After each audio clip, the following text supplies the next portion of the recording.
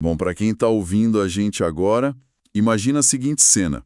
A esteira ergométrica lá de uma academia. Ah, quem nunca sofreu em uma, né? Pois é. Mas agora imagina alguém ajustando a velocidade dessa máquina para o máximo absoluto que o painel permite. Tipo uns 21 quilômetros por hora? Exatamente. O cenário muda na hora, sabe? A lona começa a girar tão rápido que faz até aquele zumbido agudo. Dá aflição só de pensar. Sim. E para quem tenta acompanhar esse ritmo, o desespero é imediato. O coração parece que vai saltar pela boca. Os pulmões queimam puxando ar, as pernas simplesmente falham. A esmagadora maioria das pessoas não conseguiria ficar ali tempo suficiente para atravessar, tipo, um quarteirão. Com certeza, o corpo implora para você parar quase que no mesmo instante. E aí que tá. Pega esse ritmo alucinante de um sprint desesperado e tenta visualizar um ser humano sustentando essa velocidade no asfalto duro. Sem pausas. Sem pausas. Por quase 2 horas ininterruptas. Olha, é o tipo de cenário que desafia a nossa compreensão básica da anatomia mesmo. Totalmente. Durante muito tempo, a ciência do esporte traçou uma linha bem clara sobre até onde o corpo humano poderia ir antes de entrar em falência sistêmica. E é exatamente sobre o dia em que apagaram essa linha que a gente vai focar na nossa imersão de hoje. O dia em que os manuais ficaram obsoletos. Exato.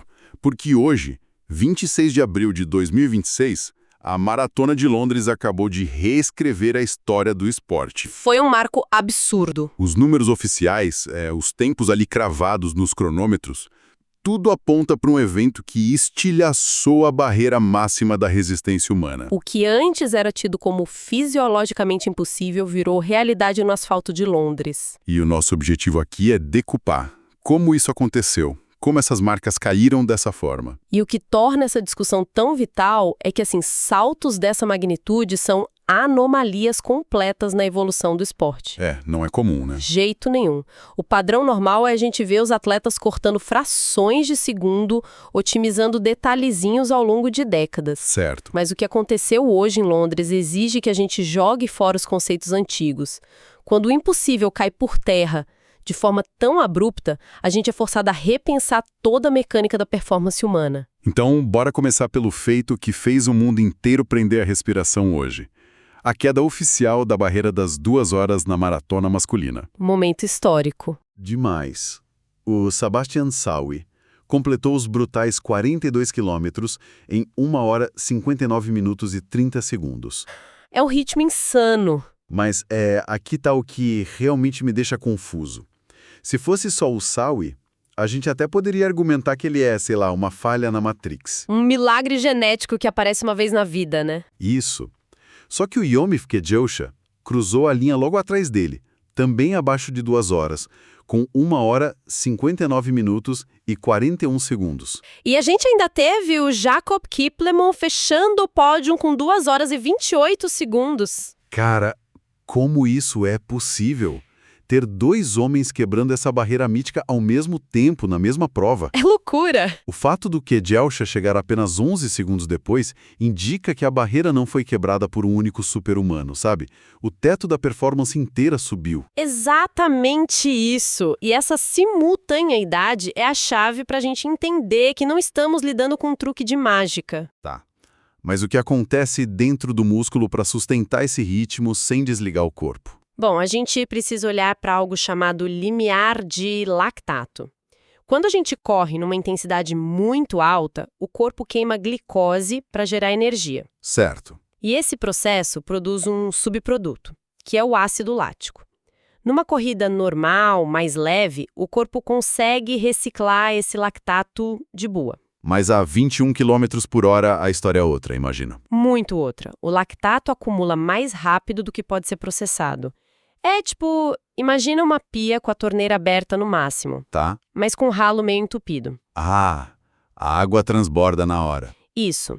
E aí o músculo trava, o pH do sangue cai, o músculo se recusa a contrair com a mesma força e o atleta tem que desacelerar. É aquela sensação de que a perna virou chumbo puro, né? Exato. O que a ciência de ponta conseguiu fazer com o Sawy e o Kijosawa foi elevar esse limiar de lactato a níveis estratosféricos. Então o corpo deles aprendeu a lidar com o ralo entupido. Na verdade, eles alargaram o ralo da pia. através de anos de treinamento de volume, intensidade, nutrição de prova e, claro, a biomecânica dos calçados novos. Nossa.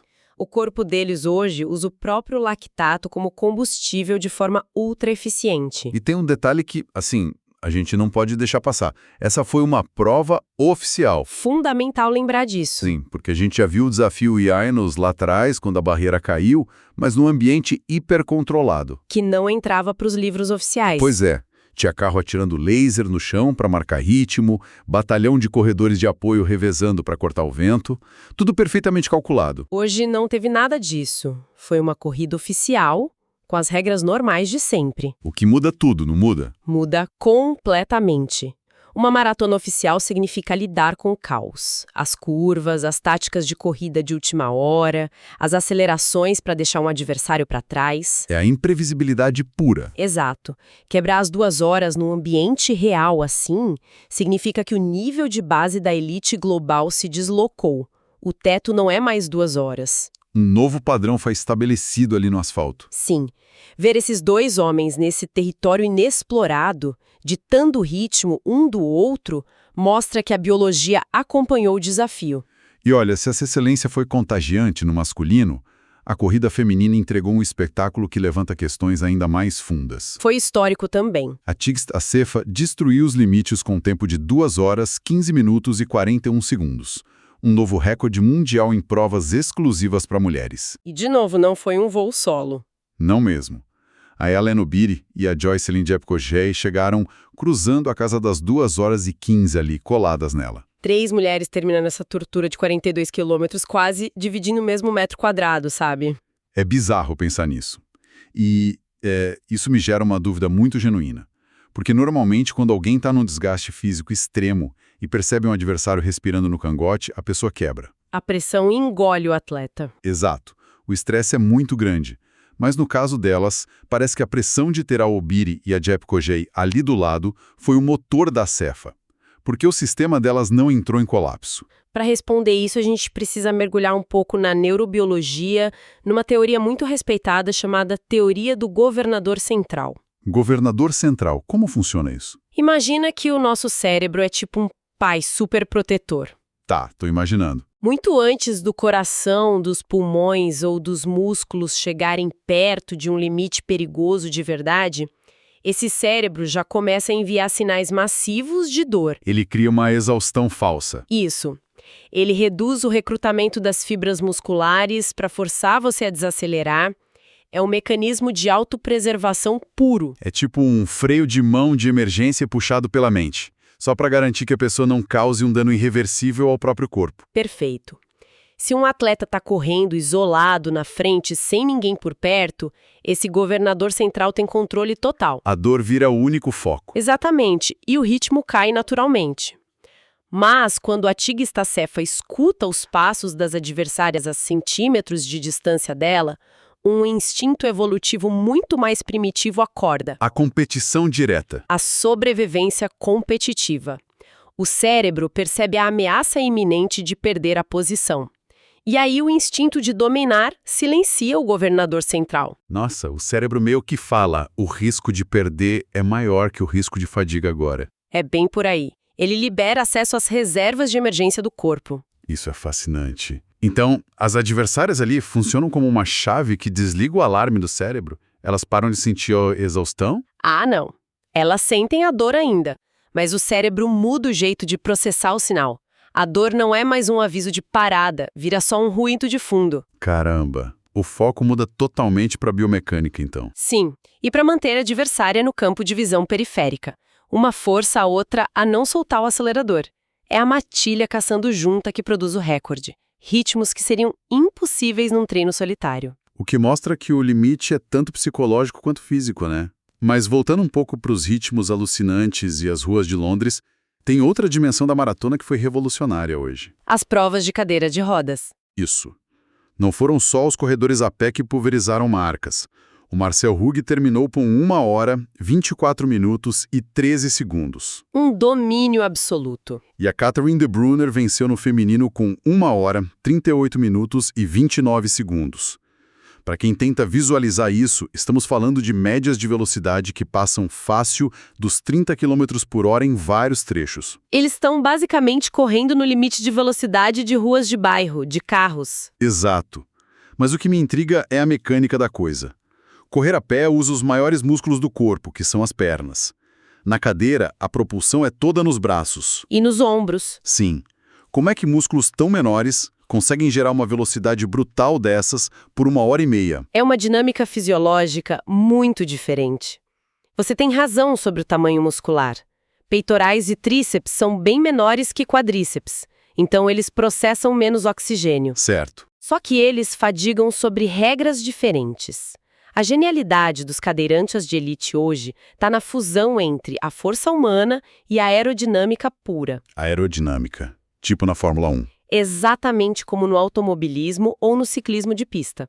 Quando o Marcel Rogge está a 30 por hora, o maior obstáculo dele não é o cansaço ou a gravidade, é o vento. A resistência do ar bate de frente. Sim, e aumenta exponencialmente com a velocidade.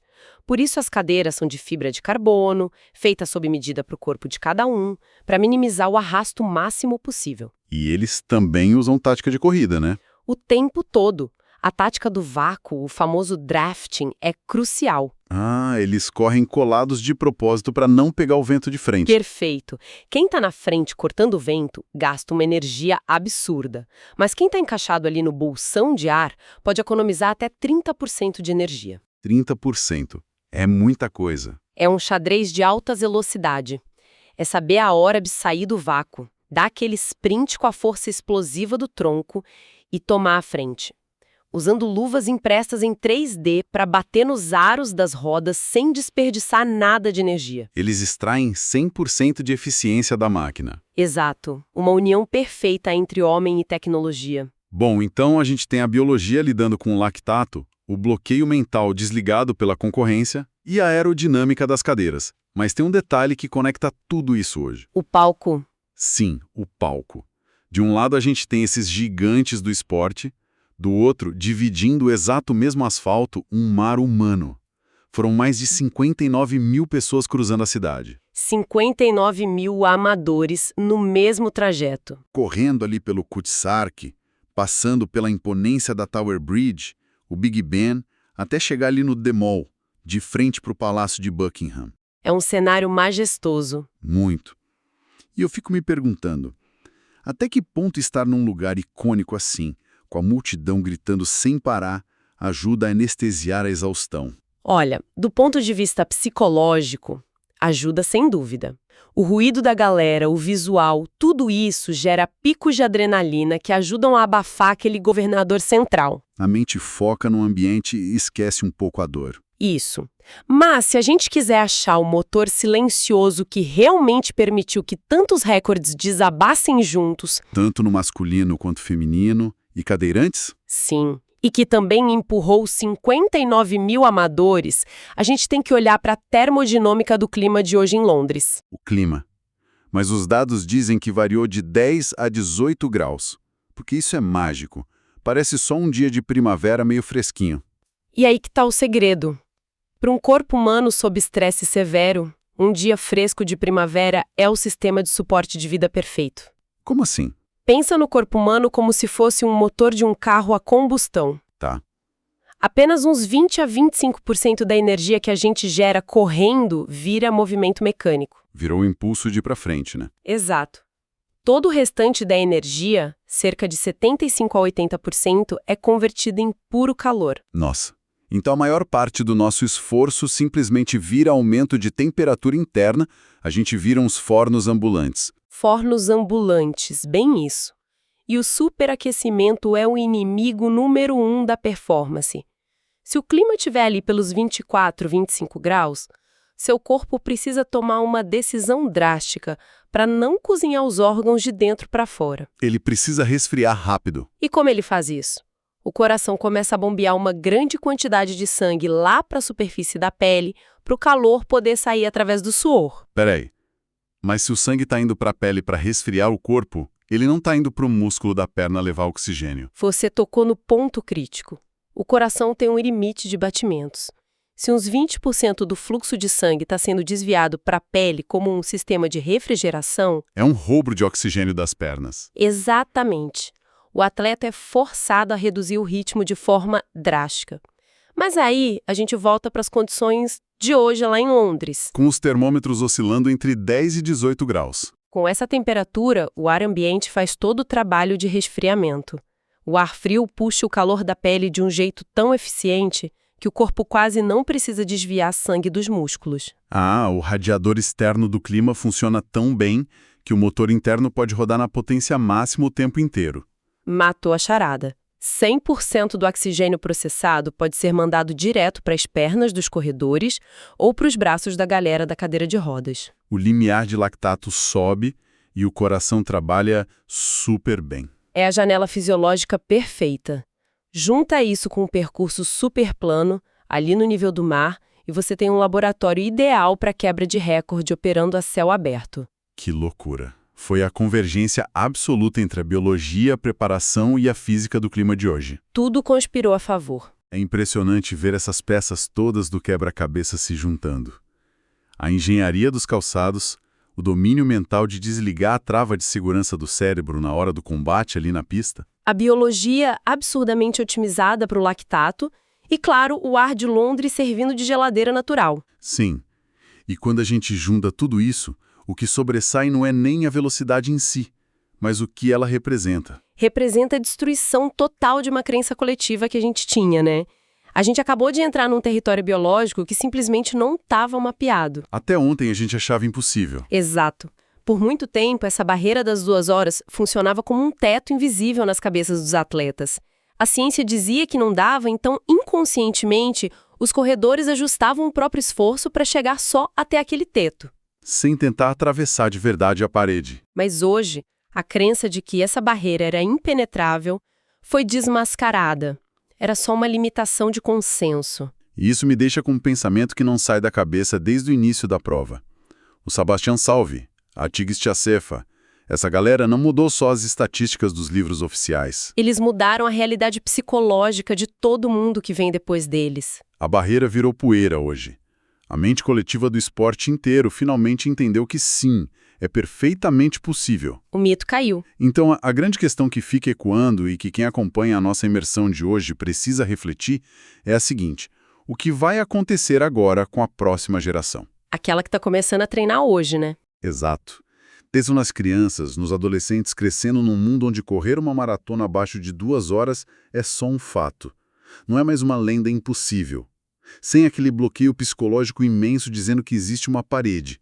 Sem a pressão invisível de que o seu corpo vai explodir se você tentar ir mais rápido. O céu é o limite agora. Até onde essa nova geração vai conseguir levar a máquina humana? Porque o impossível que paralisava tanta gente acabou de virar a linha de largada. Resta saber a que velocidade o futuro vai correr a partir de hoje.